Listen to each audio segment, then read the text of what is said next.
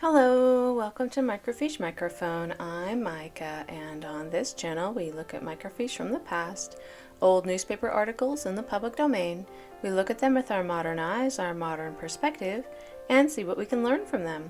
On this microfiche time capsule, we are looking back at the improvement era from September 1933. And this is a continuation of the Greatness in Men series, and this one is called Greatness in Men, President J. Reuben Clark Jr. by Bryant S. Hinckley. So the last time we read one of these, it said basically, okay, we're finished with this series and, wrapping it up. But I had discovered that there are 3 articles total after that one. The last one was Joseph F. Merrill. And so this one is J. Reuben Clark. And it was because he was called after the articles had finished. So the last one was in December 1932, and so this one's September of 1933. And I think if I remember correctly, J. Reuben Clark Jr., what is unique about him is that he was called into the quorum of the he was called as an apostle, but he was never part of the quorum of the 12 because he was always in the first presidency from before he was called until his death. And he just never, ever, ever was not in the first presidency. In fact, I think at this time he wasn't an apostle yet. He was set apart slightly later because he came into the first presidency and then was called as an apostle afterwards. So he's the only apostle who was never in the quorum. Yeah? Which is quite unusual, yeah? I think the only other person who was always president was Joseph Smith. Yeah. Anyways, I thought you might find that interesting. Past that, I don't actually know a lot about his life. I want to say he worked in either law or politics. Now I can't remember, but something along those lines. And I feel like I don't know. I just don't know that much about him. I do know that he's not terribly photogenic, which I find kind of sad because I've seen a few candid pictures of him where he's smiling and is animated and he looks fine. He looks very friendly and approachable. But in all of his portraits, you just get this kind of weird feeling when you look at him, a little Dolores Umbridge-ish, and you're like, he had a lot of loose skin at the bottom of his chin, which is genetic, and it's kind of unfortunate because it was very visible on him. So it makes me feel kind of bad for him because I feel like there are so many people who look nicer in their pictures, but they don't come across the way they are, and I think he's one of those people. But yeah, just one of those, I don't know about this. With the way this person looks, but ends up being just a fine person in general. So I'm looking forward to learning more about him. Hang on, let me just quickly look him up on my website because I think that might be interesting. All right, so I have him born 1st of September 1871, called as second counselor in the first presidency under Heber J. Grant on the 6th of April 1933, and that's what triggered this article. Yeah, and then he was called as first counselor in the first presidency under Heber J. Grant on the 6th of October, 1934. And then technically he was called to the Quorum of the 12. However, he was already in the first presidency. It says Quorum of the 12, but he wasn't in the Quorum because he was in the first presidency. So I don't know why they said that. Anyways, then he was called as first counselor in the first presidency under George Albert Smith on the 21st of May, 1945. Then he was called as second counselor in the first presidency on April 1951 under David O. McKay, and then he was called as the first counselor in the first presidency on the 12th of June 1959 under David O. McKay, and he died in 1961. So he was never part of the quorum.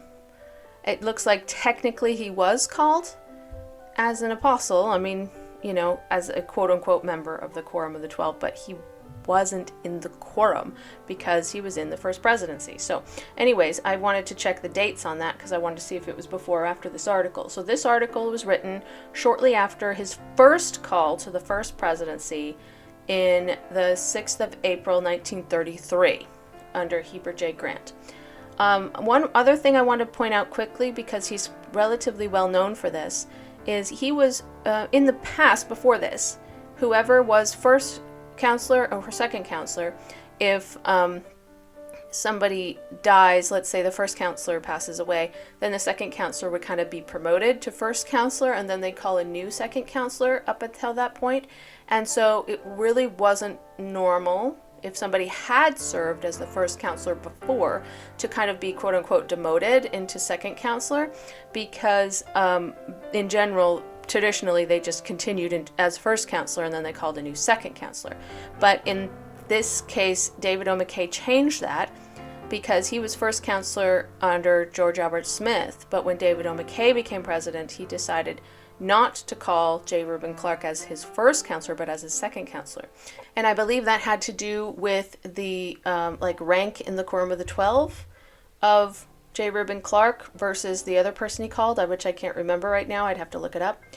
And so there was kind of a lot of talk at the time, like, oh, is he going to be upset about this? Like, do you think that that he would have a problem with that? No, he didn't. He was like, yeah, it's fine. Like, he didn't really care if he was in first or second place, quote unquote. But a lot of people were concerned. Like, they were really worried that he would be upset by that. But no, he wasn't. Anyway, I thought you might find that interesting. So other than that, what else do I know about him? Not very much. So that's not much about his background.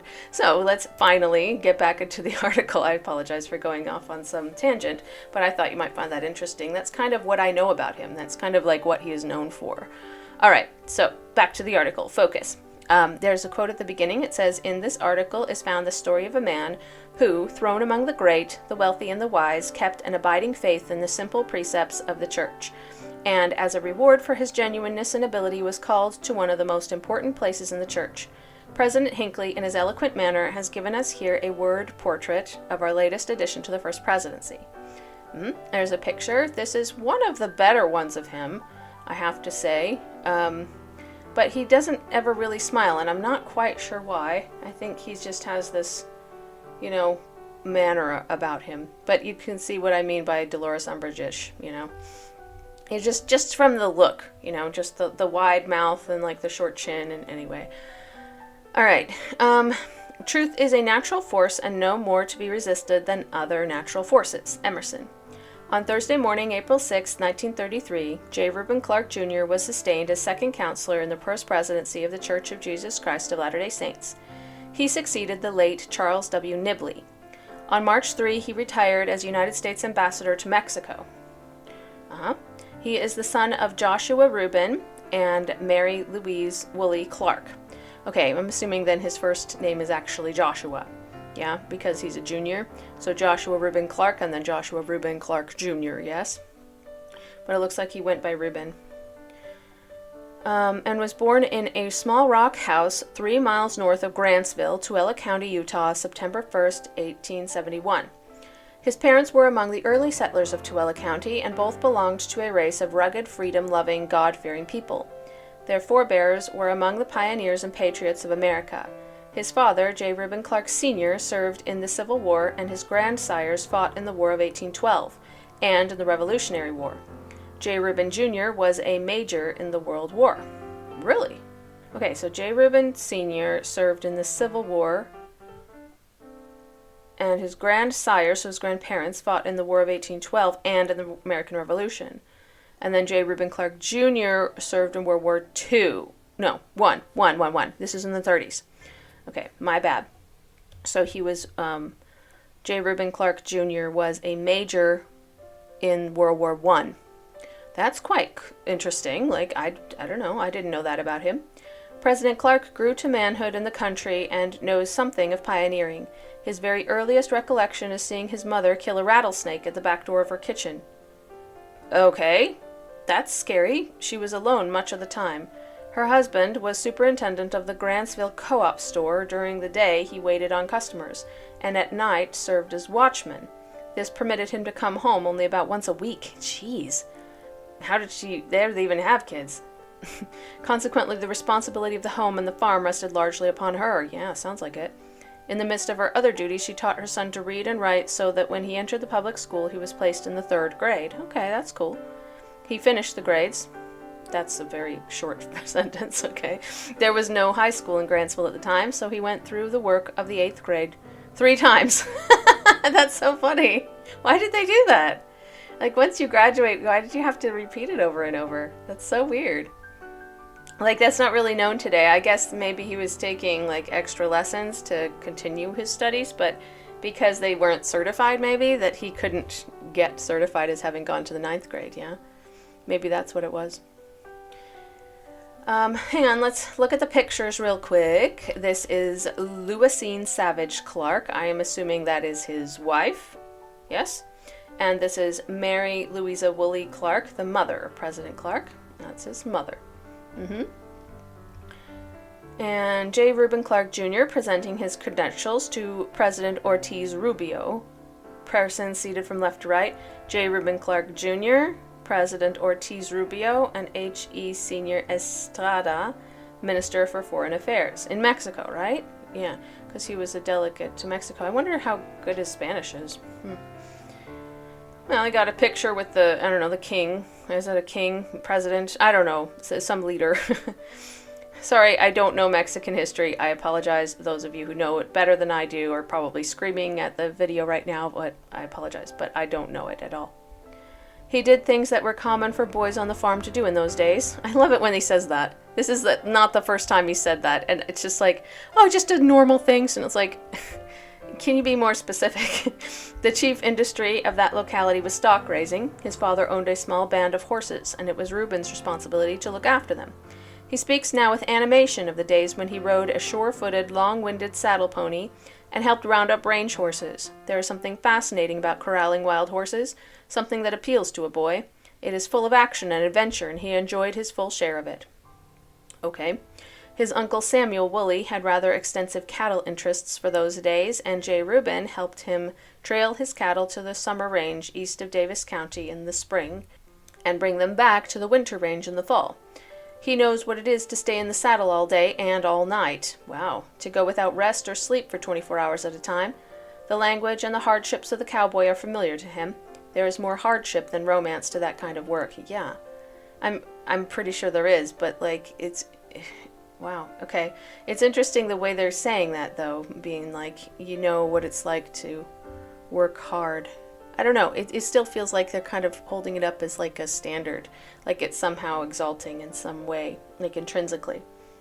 The only fuel available in those primitive days was wood, which was hauled from nearby hills and canyons. He relates how he narrowly escaped death when bringing a load of wood over a steep and dangerous dugway with only a lead harness on his horses, which made it almost impossible for them to hold the wagon. Completing the work of the schools in his native town, he entered the LDS College in Salt Lake City. Here he came in contact with Dr. James E. Talmadge, at that time president of the institution. This was a significant meeting. The doctor was quick to discover in this serious-minded and industrious young man from the country the qualities that win success. He was attracted to him and encouraged him in all his endeavors. This contact meant a great deal to J. Reuben Clark, and he is only one among many men who have been helped and inspired through association with Dr. Talmadge. For 2.5 years, J. Reuben served as clerk of the Deseret Museum under his direction, which position he resigned in 1894 to enter the University of Utah. Dr. Talmadge was then president of the university, so that he had direct contact with his eminent teacher and scholar for 7 years. Good. Cool. And it's interesting because he must have had quite a break in school, yeah? And then he went back to school and then was directly in contact with Dr. James E. Talmadge, who I understand was a very educated and very smart man. I want to say he was a chemist. Is that right? Anyways, this association resulted not only in the technical training of inestimable value to J. Reuben Clark Jr., J. Reuben Clark, but ripened into a rare and delightful friendship, a friendship which can only exist between great and kindred souls. Well, that's cool. Here's a couple more pictures. Here is Ambassador Clark in his office in Mexico City. Okay, I think that's the same picture as at the front, isn't it? I could be wrong. And this is Mrs. Clark and her daughters. Do they have 3 daughters? Also, the one sitting on the floor, it's a little confusing because you can't really find her feet. Like, I'm assuming she's sitting on him. Is she kneeling? I don't know. Anyways, and then this is 3 generations of Joshua Reuben Clarks. Oh, he named his son after himself. Okay, sure. So now he has the 3rd, Joshua Reuben Clark the 3rd. Cool. I don't understand that kind of a tradition. I think it's weird, but, to each his own. I mean, why would you want somebody who has the same name as you, like, forever? I don't know. Maybe it's important to some people, but not to me.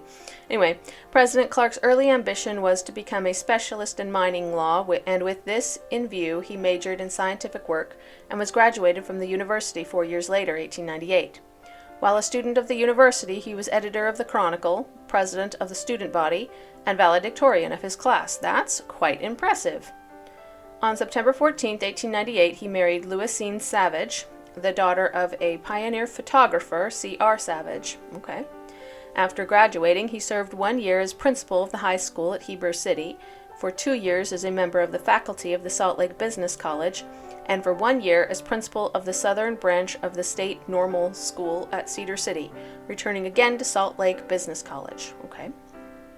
In 1903, he entered the law school. Yes, I was right. I love being right. Okay, so yeah, he did enter law. Okay.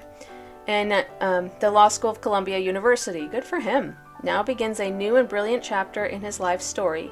He was then 32 years of age. He had a good educational training, a wife, 2 children, and $300 in money. Though poor in purse, he was rich in something vastly more valuable than material wealth: vision, valor, the will to do and dare, rich in those intangible but impelling forces which are back of all worthy achievement, in the qualities that characterized stout-hearted, intrepid souls. Joseph Nelson, President Clark's former employer and lifelong friend, advanced money when necessary, until J. Reuben completed his course at Columbia. Wow, good. That's really, really nice. That's really kind of him. Like, I don't think anybody would have expected him to do that, but good job. Good for him.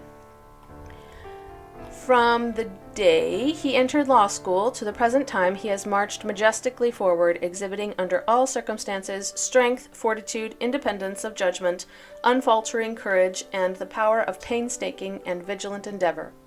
His training under Dr. James E. Talmage taught him patience and accuracy, and his great power of application soon won recognition for him at Columbia. Dr. James Brown Scott, professor at Columbia, had at this time in preparation a casebook on quasi-contracts and employed J. Reuben to assist him in this highly technical and important work. Cool. So he worked as an assistant to one of the professors? Yeah.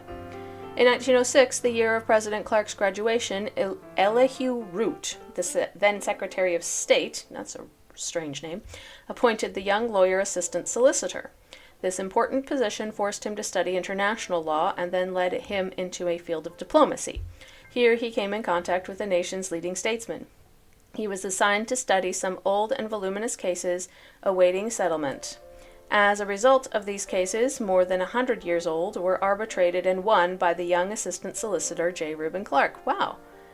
Okay, so that makes sense. So he was into both. He was into law and politics, yeah? Because diplomacy requires a certain amount of politics.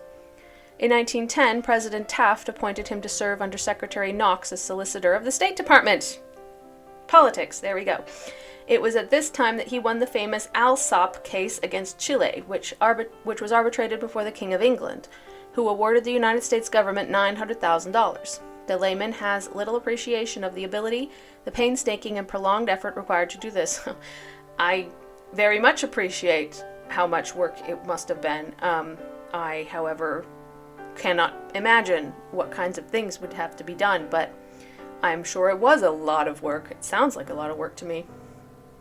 About this time, he prepared a memorandum on the right of the government to protect its citizens in foreign countries by force of arms. This work is considered today authoritative in the State Department. I don't know if it still is, but it was at the time, 1933. President Clark has the rare capacity of clarifying the most intricate problems and the patience carefully and exhaustively to explore the most intricate and involved questions. Sounds like it. You have to have a really good memory for stuff like that, too. Yeah? In March 1913, he was named United States Counsel before the British American Claims Commission, a post which he occupied for 2 years. Here he prepared a memorandum on neutral trade, a document which attracted the attention of Mr. Morrow and laid the foundations for a lasting and delightful friendship between them, and which ultimately resulted in placing the rising attorney in a most important diplomatic position. In 1917, he became a member of the Judge Advocate General Reserve Corps at the request of General Enoch H. Crowder. Later, he was assigned to duty under Attorney General Thomas Watt Gregory. He remained at this post for a year and was assigned as adjutant to General Crowder, so that he held the rank of major, and was later awarded the Distinguished Service Medal by Congress upon the recommendation of General Crowder. He made a careful and exhaustive study of the Versailles Treaty, which ended the World War. No other man in the United States had a clearer understanding of this historic document, and no one was better able to interpret it in the light of international policies persuaded by this government. J. Reuben Clark supplied the brilliant senator from Pennsylvania, Philander C. Knox, and those supporting Knox's views, with data when the great question of the League of Nations was debated in the Senate of the United States. After the war, he took up his residence in Utah, and in 1921 he was called to Washington by Charles Evans Hughes, the then Secretary of the State, to serve as a special counsel to the State Department in preparing the agenda for the Conference on the Limitation of Armaments. And during this historic conference he served as technical advisor to Secretary Hughes, who soon thereafter appointed Mr. Clark counsel for the British American Claims Commission. In 1926 he was made a member of the Mexican American Claims Commission and soon became general counsel for this commission. Thus he became familiar with our Mexican-American relations. This knowledge prompted Dwight W. Morrow, ambassador, to take Mr. Clark to Mexico as legal advisor. Makes sense to me. In the period between his stay in Mexico with Mr. Morrow and his appointment as ambassador, he served as Undersecretary of State. Really? Geez, he had a lot of prominent positions, yeah? When Mr. Morrow was elected to the United States Senate, President Hoover named Major Clark as ambassador, a position which he held for 2.5 years, from which he resigned March 3 of this year. Oh, because he was asked to serve in the first presidency, yeah? This was a diplomatic station which required the utmost tact and wisdom, and which he filled with distinguished ability.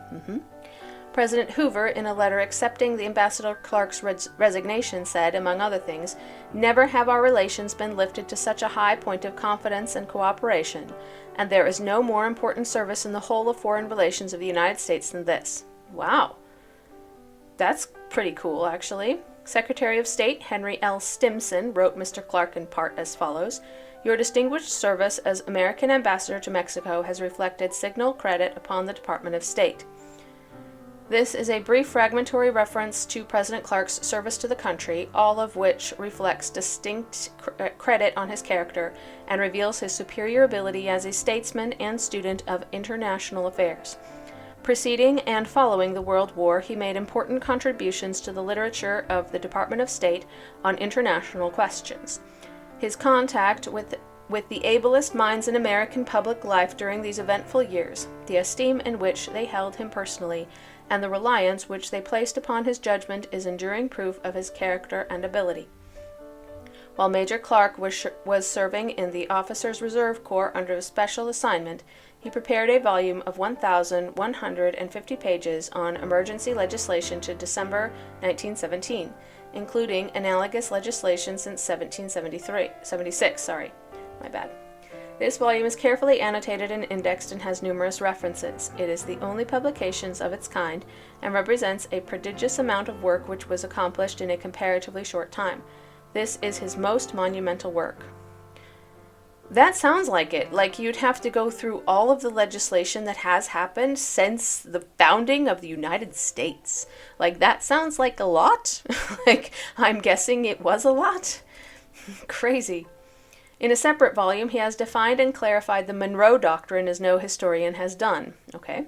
Referring to the home life of the Clarks, Dr. James E. Talmage, and speaking particularly of Mrs. Clark, said, "In every way, Louisine Savage Clark has proved a helpmeet of her distinguished husband, richly endowed with the enduring graces of the noblest order of womanhood, of a pure and well-trained mind, in a spirit sensitive, yet always firm for that which is good. She is held in affectionate esteem, not only by her husband and her children, but all who know her." Okay, Sister Clark has been active in the church, in the service of the church, whether at home or abroad. Much of their married life has been spent away from Utah, shocker. Whether living in New York City, Washington, D.C., the City of Mexico, or elsewhere, she has been actively identified with the people of the church. Formerly, she presided over the Relief Society of Ensign Stake, when they then resided. Okay. Brother, continued on page 674. Brother and Sister Clark have been blessed with 4 brilliant children. Just 4, huh? Louise, Mrs. Mervyn S. Benyon. Mary Ann, Mrs. Ivor Sharp. J. Reuben, III. And Louisine Savage. Oh, they named one of their kids after the mother.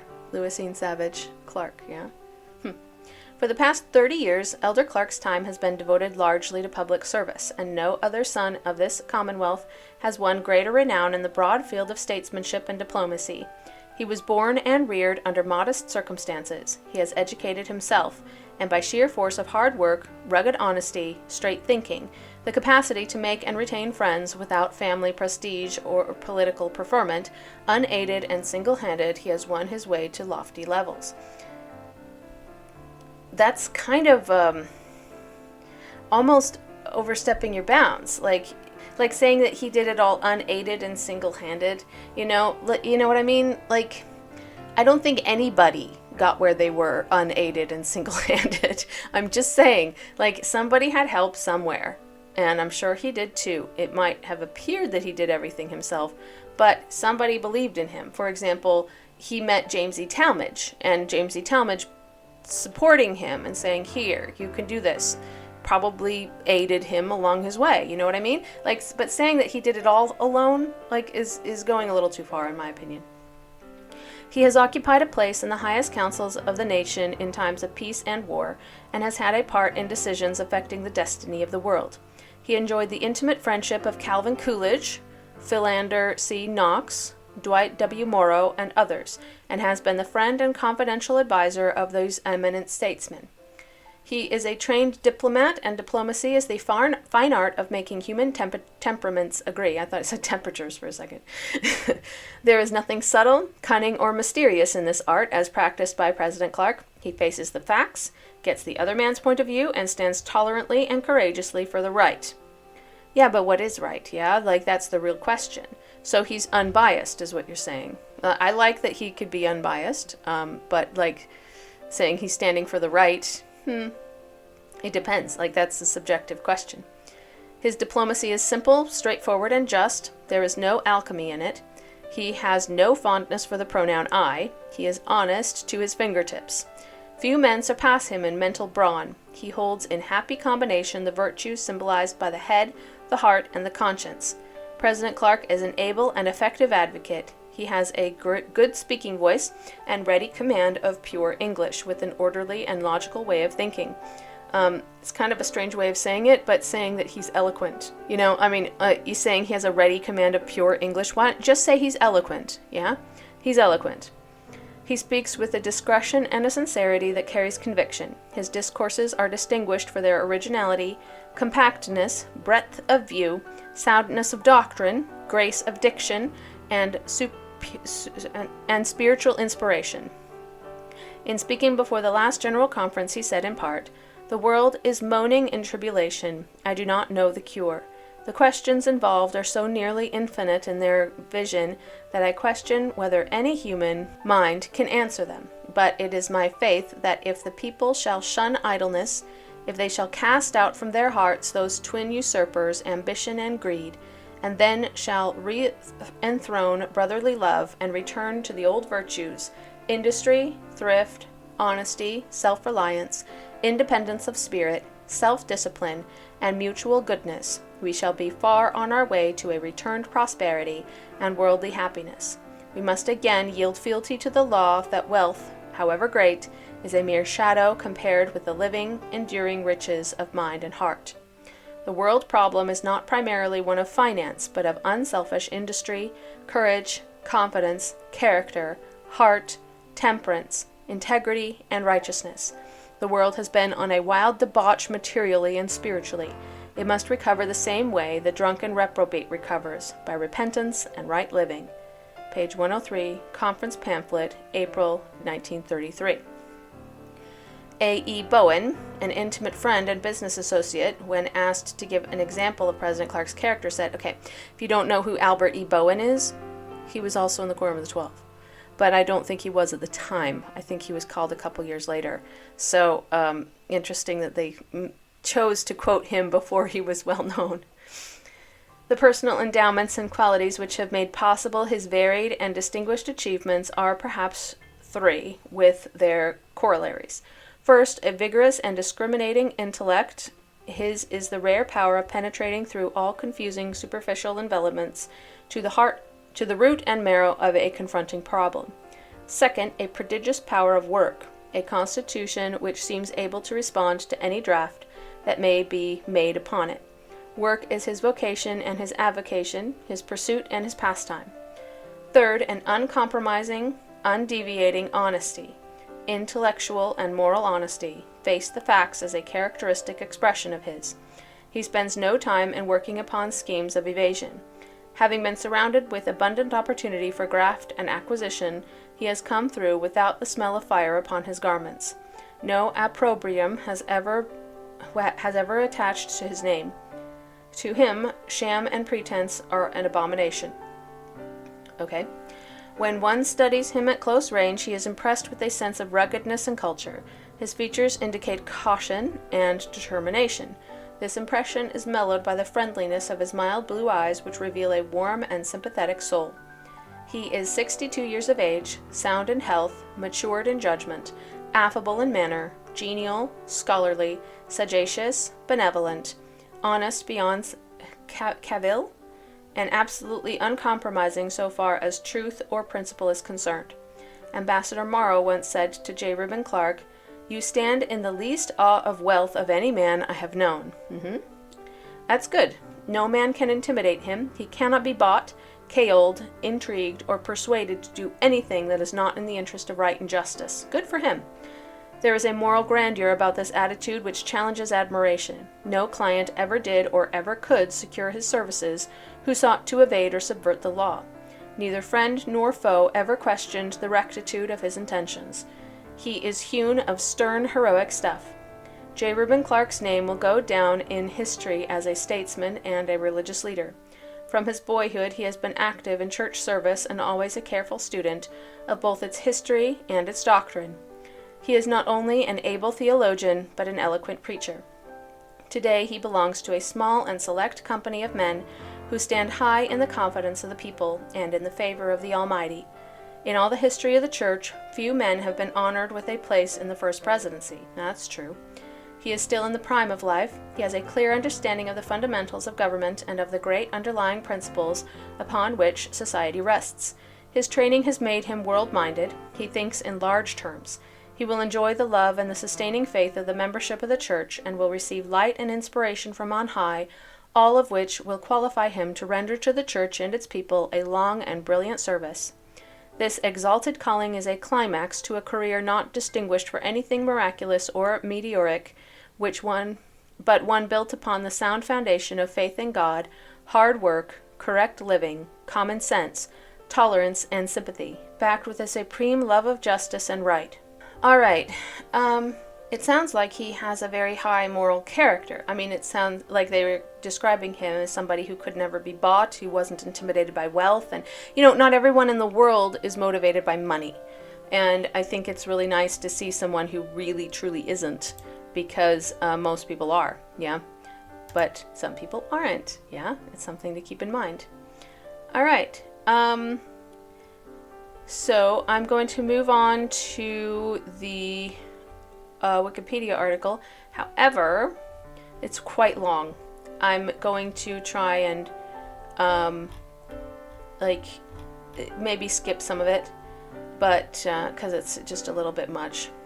But I'm hoping that they can give us a little bit of insight into him, into what he did after he was called into the first presidency, yeah? All right, Joshua Reuben Clark Jr., September 1st, 1871 to October 6th, 1961, so at age 90, was an American attorney, civil servant, and a prominent leader in the Church of Jesus Christ of Latter-day Saints, LDS Church. Born in Grantsville, Utah Territory, Clark was a prominent attorney in the Department of State and Undersecretary of State for U.S. President Calvin Coolidge. They mentioned that. In 1930, Clark was appointed United States Ambassador to Mexico. Clark received a bachelor's degree from the University of Utah, where he was valedictorian and student body president. Clark received a law degree from Columbia University, where he also became a member of Phi Delta Phi, a prominent international legal fraternity in which he remained active throughout his life. I have no idea what that means, but I'm sure it means something to somebody. Clark later became an associate professor at George Washington University, that's in Washington, D.C. Both the J. Reuben Clark Law Society and the J. Reuben Clark Law School at Brigham Young University, BYU, are named in his honor. But he didn't go there, did he? It's interesting that they would name something after him when he never actually went there. Early life. Clark was the first of 10 children, really, born to Joshua R. and Mary Louisa Woolley Clark. They didn't mention that he was one of 10.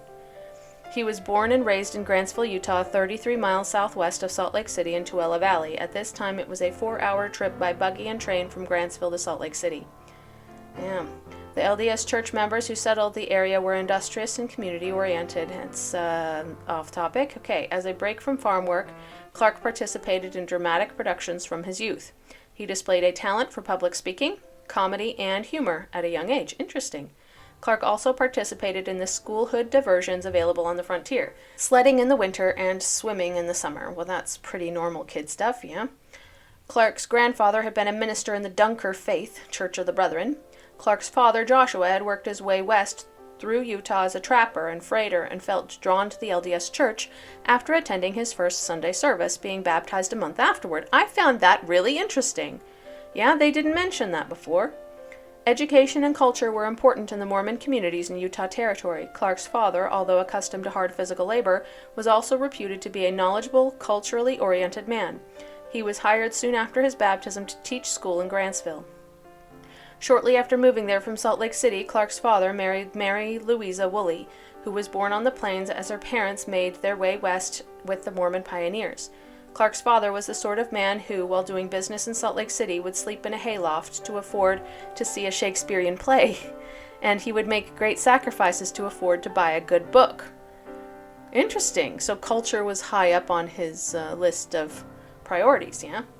The small library in the Clark home was made up of history books, classics, an encyclopedia, the Bible, plus other religious works of the LDS Church. Although the younger Clark's education was spotty in his youth because of the demands of farm life and meager family resources, he was able to take music lessons and play with various bands. Really? He played the piccolo and then the flute. That's interesting. I didn't know that. That makes him really interesting to me. They didn't mention he was musical. Clark's father then became the clerk, then superintendent of the Grantsville Educational Cooperative, was elected the Tooele County Superintendent of Schools in 1878, became president of the Tooele County... Okay, they're going to list stuff. Yeah, let's keep going.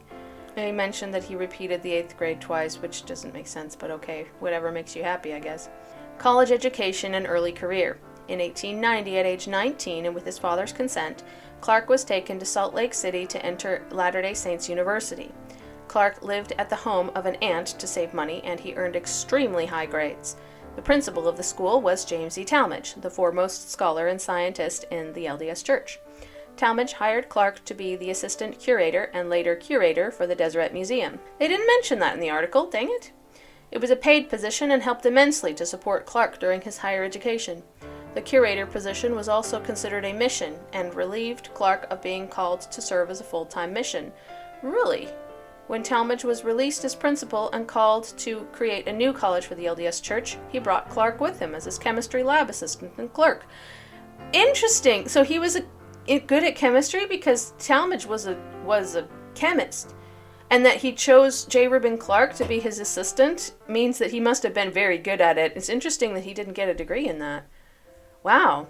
While Clark would still curate at the museum, this helped Clark with his financial support and enabled him to finish 6 years of advanced schooling in 4. Of course he did. 2 of the years were intended to finish his unmet high school requirements. That makes sense. It was Talmage who called Clark the greatest mind to ever to leave Utah. Wow, and who encouraged him to attend an Eastern university. That is really interesting. In 1894, Clark entered the University of Utah. Clark lived frugally and was able to partially support his father, who had been called to serve as a missionary in the church's Northeastern States mission, then as mission president. Talmadge later became president of the University of Utah and was also the first recipient of the recently endowed Deseret Professorship of Geology. Clark graduated in 1898 as valedictorian of his graduating class while still serving as clerk to Talmadge and on the faculty of the university. He had met Louisine Lute Annetta Savage, the youngest daughter of Charles Roscoe Savage of Salt Lake City, in 1894, but he could not afford to marry her. She taught kindergarten and then worked at her father's store while dating Clark for 4 years. They married September 14th, 1898, in the Salt Lake Temple. Okay, that's kind of a nice little courtship time. They're both kind of making their way through education, and she's working, yeah. Talmadge performed the sealing, the first that he performed. Interesting. The couple had a modest reception by Lute's choice, owing to Clark's small means, but she came from a prosperous family. Oh. Well, that's really considerate. She came from a prosperous family, was, better off than he was, and paid attention to the fact that he didn't have as much, and so went with what he was able to do instead of insisting on having more. So good for her, yeah.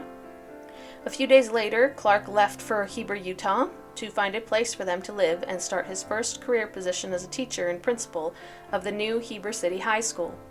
The next year, Clark signed on as a teacher at the Latter-day Saint University, but he resigned in February to teach at the Salt Lake Business College.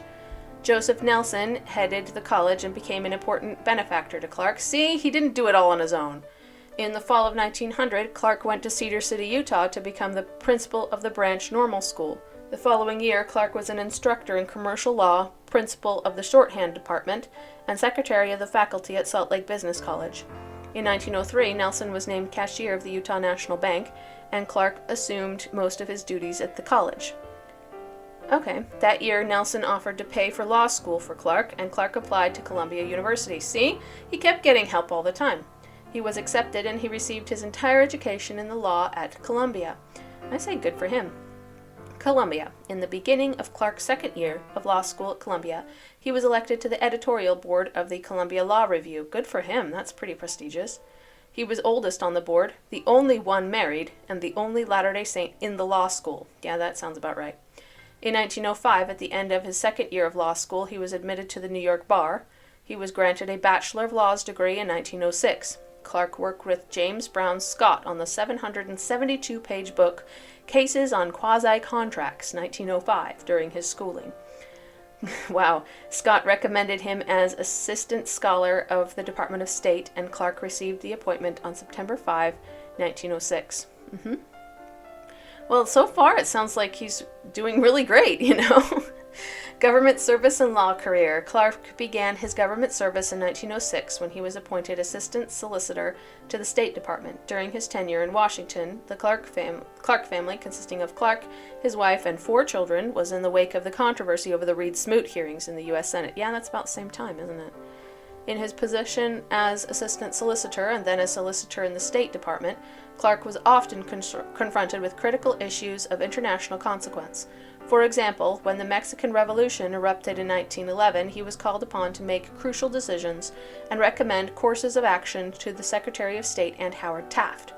Of particular concern to Clark was the plight of the Latter-day Saints who lived in the Mexican colonies and were often caught in the middle of the conflict, whose presence in Mexico was resented by the revolutionaries. Makes sense. After resigning from the State Department in 1913, after the election of Woodrow Wilson, Clark turned his attention to the practice of law. His family returned to Utah, and he opened law offices in Washington, D.C., New York City, and Salt Lake City. I'm assuming not at the same time. Specializing in international and corporate law. One of his first major clients was the Japanese government, which enlisted his service to combat anti-Japanese discrimination in California. Interesting. Officials in the Japanese government extended an offer to him to become their permanent counsel in Tokyo and to reside in the Imperial Palace. Clark declined the offer, partly on the advice of Joseph F. Smith. Well, that's also quite far from home. I mean, that would take a lot of work to do that at the time. Remember, you wouldn't even be able to call home. There wasn't, well, I guess there were telephones, but they were really difficult to use back then. When the United States entered World War I, Clark was commissioned as a major in the Judge Advocate General Officer Reserve Corps, Army, and later asked to become special counsel to the Judge Advocate General. Also during World War I, Clark worked in the U.S. Attorney General's office. He also participated in creating the regulations for the Selective Service for the draft. Wow, okay. I hope he had fair ones. I have no idea. In 1926, Clark was called back into government service as tensions with Mexico flared. His past experience in Mexican affairs as solicitor and his experience in diplomacy were called upon as the U.S. President appointed him to the Mexican and American Mixed Claims Commission. The commission, established by treaty in 1924 to settle monetary disputes between two countries, was thought to be the best means of avoiding war with Mexico. Yeah, that's a good idea. Other positions of national prominence followed, such as appointments to special counsel for the United States before the American-British Claim Arbitration, and then agent for the United States on the U.S.-Mexico General and Special Claims Commission. Later, Clark took a position as personal legal advisor to the U.S. ambassador to Mexico, Dwight Morrow, who had been impressed with Clark's work in the State Department. Yeah, they mentioned that in the article. In 1928, as Undersecretary of State to Secretary of State Frank Kellogg in the Calvin Coolidge administration, Clark wrote the Clark Memorandum on the Monroe Doctrine. Yeah, they mentioned that, which repudiated the idea that the United States could arbitrarily use military force in Latin America. Good for him. The memorandum was a 238-page treatise exploring every nuance of the U.S. philosophy of hemispherical guardianship. It was published as an official State Department document and partially reprinted in textbooks for years. Wow, that's cool. When Morrow resigned as ambassador to serve in the U.S. Senate, Clark was recommended as his replacement. Herbert Hoover appointed Clark as ambassador extraordinary and plenipotentiary, I think is how you say that, of the United States in Mexico. Correct me if I'm wrong. On October 3, 1930. That was a key post in U.S. foreign relations and earned him instant prestige. Clark served as U.S. ambassador to Mexico from 1930 to 1933 when he was called to the First Presidency. Later, while Clark was serving in the LDS Church's First Presidency, he was summoned to the White House by President Franklin D. Roosevelt, who asked him to be a delegate to the Pan-American Conference at Montevideo, Uruguay. Again, in 1933, Roosevelt tapped Clark, this time to serve on the newly formed Foreign Bondholders Protective Council. Tapped Clark, huh? Like, that's a weird way to say it, as if he were some sort of, jug of beer or something. I don't know. Anyways, it's a little weird. LDS Church Service. In June 1925, Clark was appointed to the LDS Church's board of the Young Men's Mutual Improvement Association. Okay. In April 1933, Clark was called to serve second counselor in the church's first presidency to Heber J. Grant. Grant held the position in the first presidency vacant for over a year until Clark was able to resign from his ambassadorship and resolve necessary government matters, which is quite impressive, yeah? Clark was sustained as second counselor to Grant on April 6, 1933. He replaced Charles W. Nibley, who had died in December 1931. The call was unusual not only for the delay between Nibley's death and Clark's call, but also because counselors were generally selected from within the church's general authorities, and he wasn't, yeah. But it's not required. Yeah, it's not required. It's not a requirement of the church. Clark has also never been a stake president or bishop in the church. Yeah, that's true. That's true. Interesting. He immediately set out to relieve Grant of some of the administrative duties he placed upon himself that became a source of fatigue. Well, good for him. He's like, here, I'm good at administration, yeah? I'm a diplomat. Give me some of the things you need me to do. You know? Grant had been active in business throughout his life and encouraged his new second counselor to continue to take advantage of business and government opportunities whenever possible. Grant believed the interests of the LDS Church would be best served by Clark continuing to be involved in leadership endeavors outside the church. A week after joining the first presidency, Clark was asked to fill a position on the board of directors of the Equitable Life Assurance Society of the United States, headquartered in New York. Soon afterwards came the appointment as a delegate to the Pan American Conference. Yeah, I mentioned that. Clark gave his approval to both proposals, and Clark felt duty-bound again to serve. Wow. Good for him. Like, sounds like he's very ready. Like, he's a ready dude to just be like, okay, let's do this. Yeah. Following the church's October 1933 General Conference, Roosevelt again asked Clark to serve on the Foreign Bondholders Protective Council. As the Great Depression ravaged the world's economies, $1 billion in U.S. citizen-owned foreign bonds had fallen into default. Clark was asked to lead the council's efforts in recovering money on the defaulted bonds, first as general counsel and then as council president. Wow. In 1933, Clark began urging change in the LDS Church's welfare policy, which directed members to seek assistance from the government for the church, to adopt many of the innovative techniques instituted by Harold B. Lee of the Salt Lake Pioneer Stake to aid church members, such as employment coordination, operation of a farm and cannery, and the organization of jobs for stake members to refurbish and sell a Utah company's unsold defective products. Wow! That's really interesting. Like, I had no idea how groundbreaking that was at the time. I did know that it was in the middle of the Great Depression, obviously, but like, that he was like, no, you know what? We need to reorganize ourselves, and I saw what Harold B. Lee in Pioneer Stake was doing, and you know what? He's got the right attitude. He's got in the right direction. Let's do what he's doing. And started implementing them, setting up a farm and a cannery and trying to help people get jobs. And like, that's really cool. Hats off to you. Like, that's really difficult to do when everybody's out of work. Yeah? Apostleship. In September 1934, Grant's first counselor, Anthony W. Ivins, died.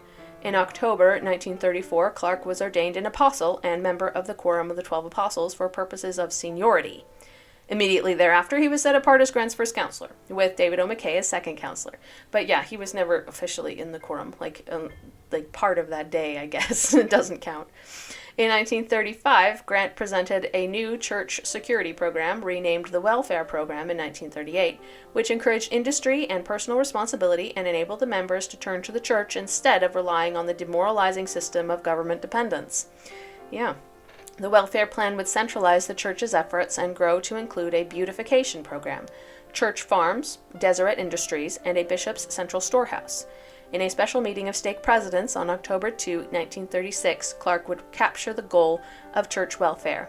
The real long-term objective of the welfare plan is the building of character in the members of the church, givers and receivers, rescuing all that is finest deep down inside of them, and bring to flower and fruitage the latent richness of the Spirit, which, after all, is the mission and purpose and reason for being of this church. Clark's counsel remains the guiding principle of LDS church welfare. In 1940, Clark initiated a project to transmit sessions of General Conference to additional assembly halls via closed-circuit radio. Really? In February 1940, Grant suffered a stroke that left the left side of his body paralyzed and eventually led to his virtual incapacitation. Oh, that's so sad. Really? The last 5 years of his life? That's really sad. I didn't know that. Did you know that? I'm sure some of you knew that, but that's really interesting. Soon afterward, McKay fell seriously ill, and by necessity, Clark took hold of the reins of the LDS Church administration. But he always kept the other members of the First Presidency apprised and consulted them prior to making any major decision. Yeah, that's really hard. Like, they're both very sick, and you can't really talk to them much. After Grant's death, Clark and McKay were also first and second counselors, respectively, to George Albert Smith. However, when Smith died and McKay became church president, he surprised some by choosing Clark as his second counselor, with Stephen L. Richards as first counselor. McKay cited Richards' longer tenure as an apostle as the only reason for not making Clark his first counselor, and Clark's leadership style clashed with McKay's way of doing things. Yeah, that makes sense. Because J. Reuben Clark seems more of a let's get it done kind of guy, and David O. McKay is very emotional. He's a sensitive person, and so I could imagine them clashing a bit.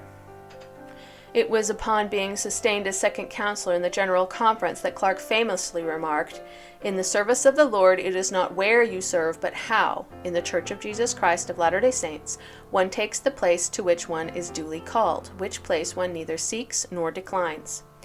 Clark was returned to the position of first counselor after Richards died in 1959, although he served in that capacity until his death on October 6, 1961. McKay excluded Clark from much of the decision-making. Huh. There's a little bit of tea there, yeah? That's interesting. I wonder why.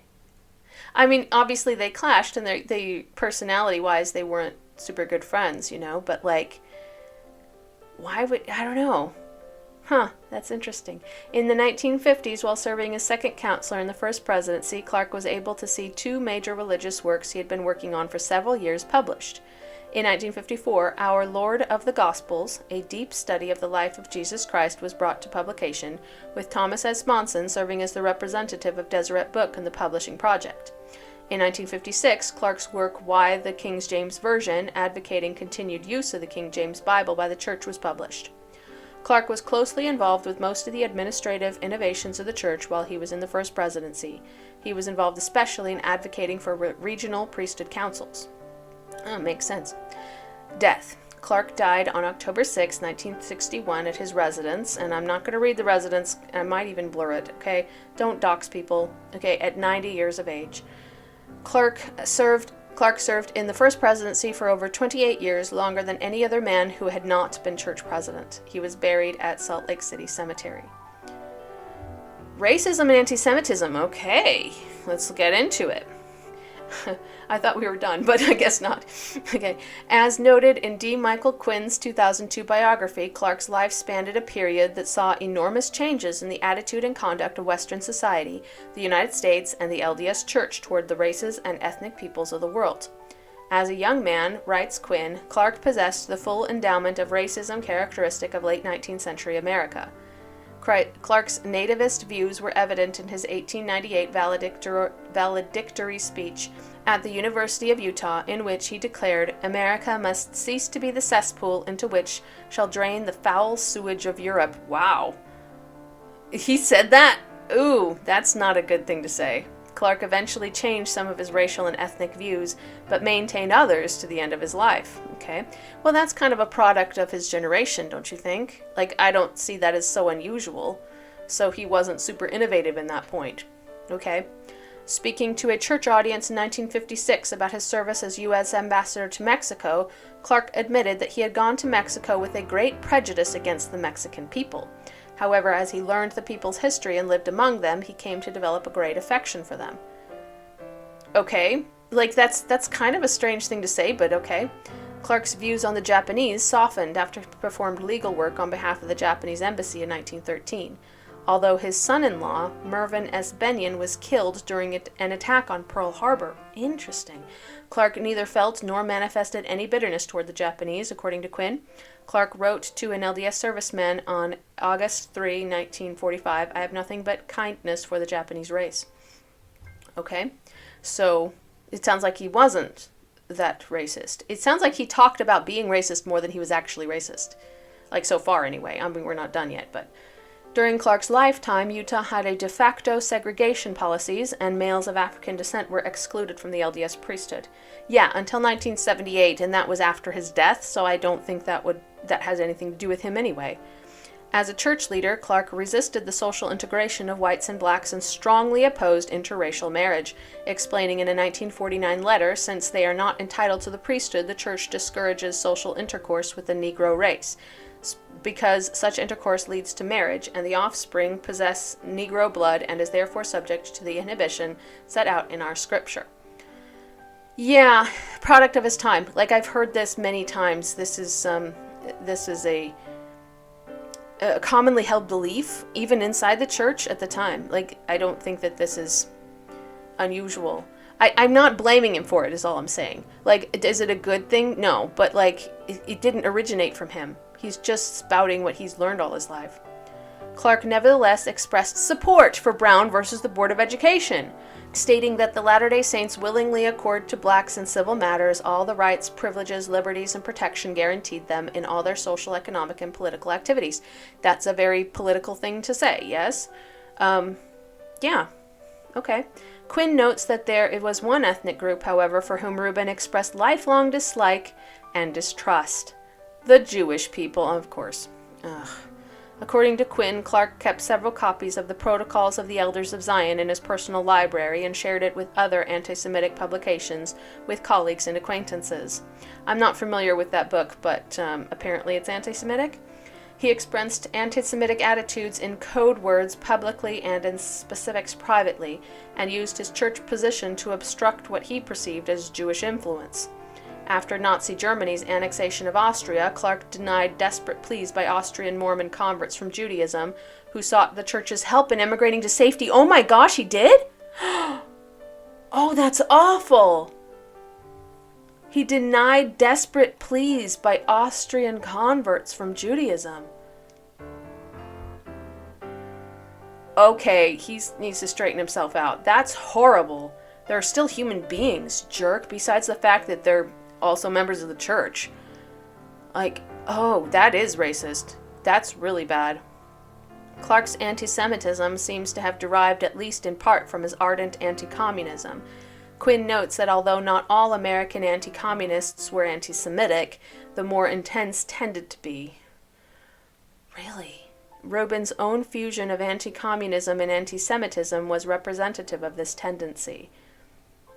Clark's views put him at odds with LDS Church President David O. McKay, whose positive attitude towards the Jews, Zionism, and the State of Israel were more representatives of Mormons generally than were President Clark's anti-Semitic attitudes and administrative actions.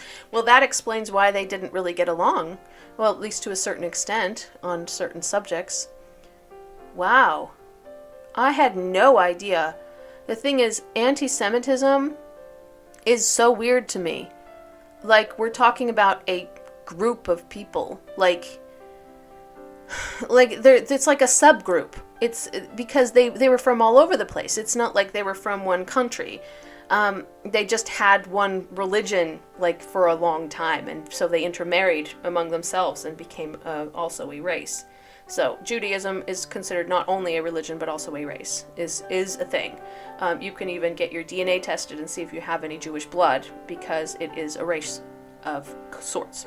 But it's not from one specific place. That is really interesting, and I don't understand it at all. Actually, one of my best friends in the world is Jewish, and so I will say right now that I am fully supportive of all Jews, and I have recently come to realize that there is some anti-Semitic, like, tendencies, I guess, or like, coded things in certain shows or certain TV shows, certain books that I had no idea was referencing that until recently. And so I will say right now that if you ever needed another reason to dislike Harry Potter, then that is why, because the goblins are Jewish coded. The ones who work in the bank, who wear black all the time with top hats. Yeah. And they're very Jewish coded. And in fact, if you look at some of the 1940s tracts of anti-Semitic like information, they even characterize them as goblins. And so they even, like, some of the pictures are one-to-one, could be from Harry Potter. Like, it's really kind of creepy. So I only realized this recently. I didn't know this before. If you did know this before, obviously, good for you. I am sorry you had to know that. Oh, gosh. All right. The career timeline I'm actually going to skip because there's a lot on it, and I think that it's not necessary. Published works I will put up on the screen because there's a lot of them. Quote. So there's a quote. Let's just read a quote. It might be interesting.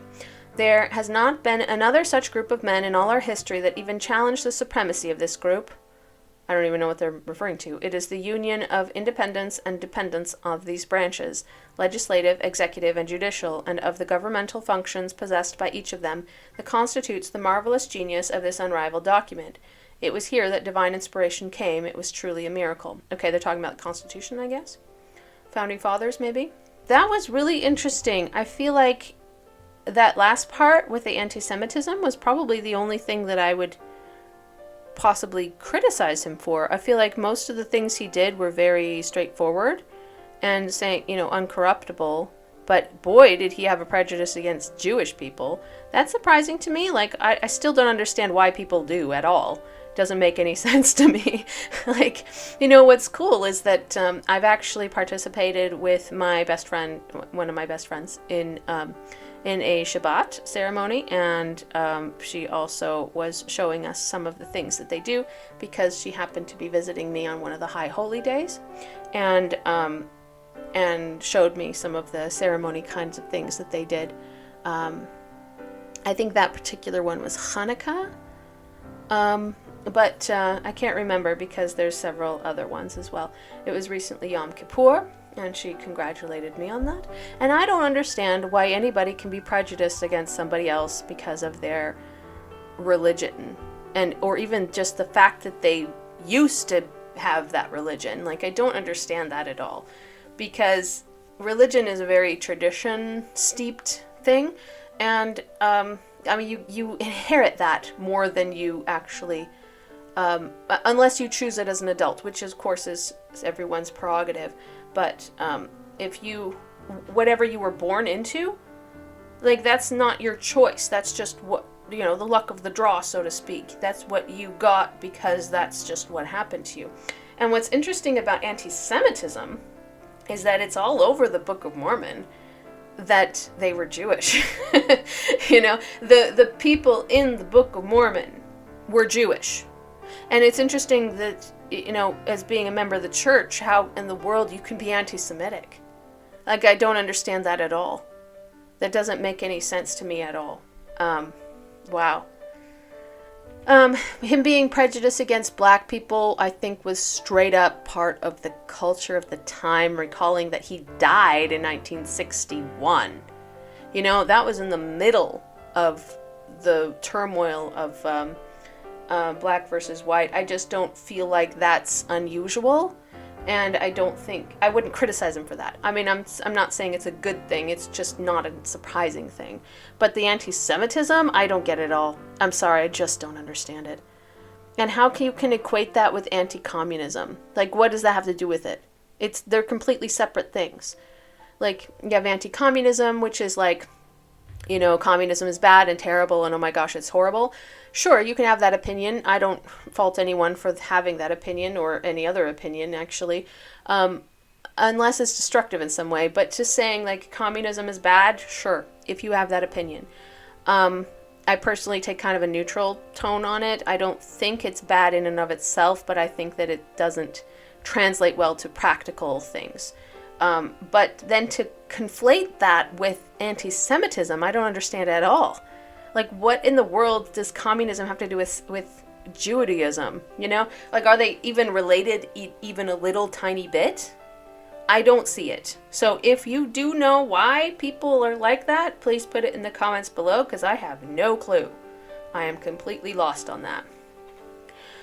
Yeah, I don't understand lead person in the church being anti-Semitic. I don't get it. I really don't. As I said, I've participated in Jewish rituals and stuff, and I find them very interesting, and I find it very steeped in tradition. You know, I mean, just as I just said, the traditions, and that's kind of like the heart of Judaism, anyway.